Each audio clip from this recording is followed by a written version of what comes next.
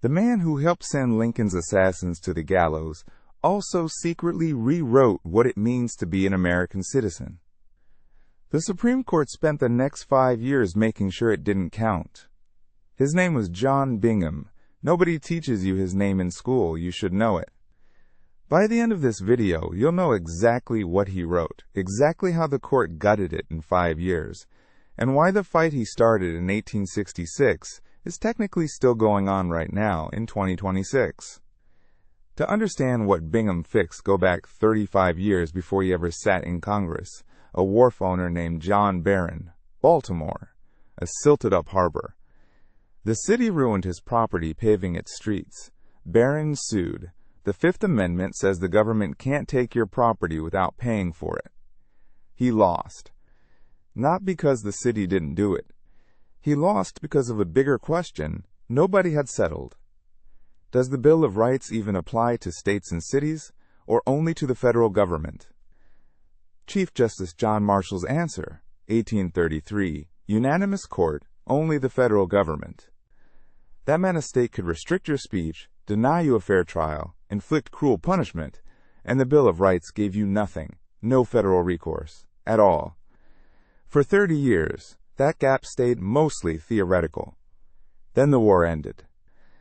Former Confederate states started passing black codes, laws built to keep formerly enslaved Americans in something close to bondage in everything but name. Restricted movement, restricted property, restricted the right to even testify in court. And under Barron versus Baltimore, the Federal Bill of Rights could do nothing. These were state laws, out of reach. Congress needed a fix. The man who wrote it was a quiet Ohio congressman almost nobody remembers today. Bingham came up through Ohio's abolitionist wing, Free Soil Liberty Party, years before the Republican Party existed in its modern form.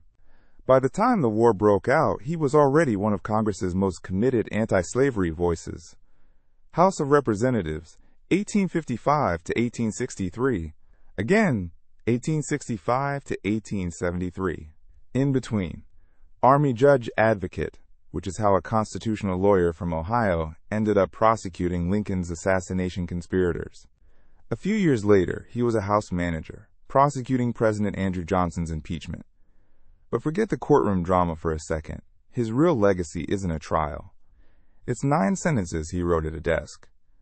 He was the principal author of Section 1 of the 14th Amendment. Legal historians call him the James Madison of the 14th Amendment. So what did he actually write?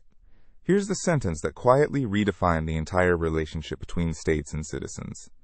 No state shall make or enforce any law which shall abridge the privileges or immunities of citizens of the United States. Nor shall any state deprive any person of life, liberty, or property without due process of law, nor deny to any person within its jurisdiction the equal protection of the laws. 3 clauses: privileges or immunities, due process, equal protection. Any one of them could carry an hour of legal history alone. But privileges or immunities was the one Bingham actually cared about most. Here's what almost nobody teaches in a civics class. Bingham didn't leave that clause vague. He told Congress exactly what he meant. 1871. 3 years after ratification, once people were already fighting over what the amendment covered, Bingham stood on the House floor and said the privileges and immunities he meant were chiefly defined in the first 8 amendments to the Constitution of the United States. Read that again. On the record, in Congress. He was saying, I wrote this to apply the Bill of Rights to the states. That was the entire point. For about 5 years, it actually looked like it might work. This is the part almost nobody tells you, the part where it falls apart. The case that ended it wasn't about the Bill of Rights on its face. It was about butchers. Louisiana handed a monopoly to a single slaughterhouse corporation in New Orleans. Every other butcher in the city had to pay to use it. A group of independent butchers sued, their privileges and immunities as citizens violated. Bingham's clause put to its first real test. The Supreme Court said no. 5-4. The slaughterhouse cases, 1873. The court ruled, privileges or immunities, protected only a tiny sliver of rights tied to national citizenship, the right to travel to the seat of government, things like that, not general civil liberties, not the Bill of Rights. 5 years after ratification, one ruling. The court hollowed out the exact clause Bingham built to fix Barron versus Baltimore. It is never recovered.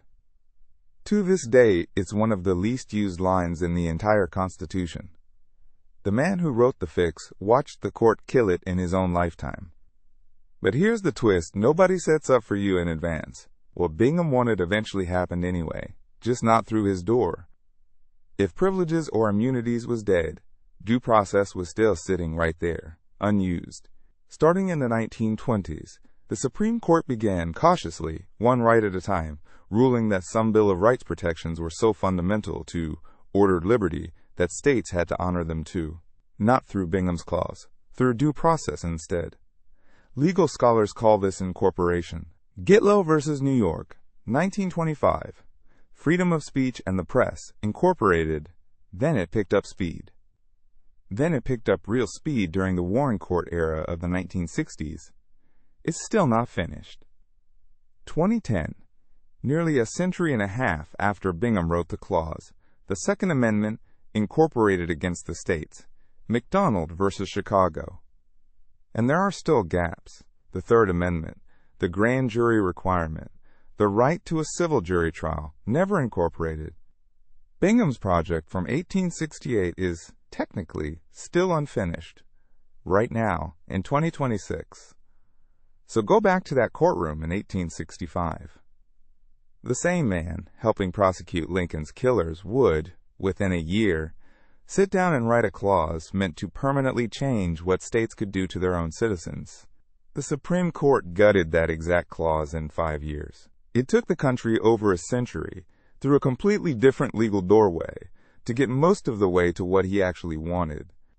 Some legal scholars, originalists and civil libertarians, an unusual pairing, think the court got Slaughterhouse wrong from day one, and that reviving Bingham's actual clause is still unfinished constitutional business.